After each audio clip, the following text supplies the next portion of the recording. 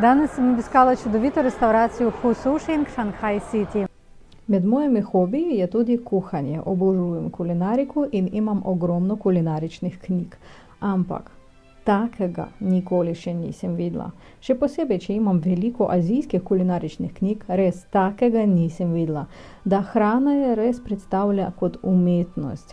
Sem že slišala, da pri azijski kulturi je pomembno ni samo uživati in okušati hrano, ampak tudi uživati tako, kako ona zgleda. To je res umetnost. To vsaj enkrat v življenju moraš videti, na kak način ta umetniki, res umetniki kulinarične umetnosti naredijo vse te stvari. Vrhunsko, kak je to okusno. Zdaj, ko malo vam to razlagam, spet spomnim na ta vrhunski okusi in imam polna usta sline. Ogromna izbira. Še posebej sem posnela dodatni video, ki sem razlagala eno svojih najljubših stvarih. Če boste imeli čas, lepo prosim vas pogledati.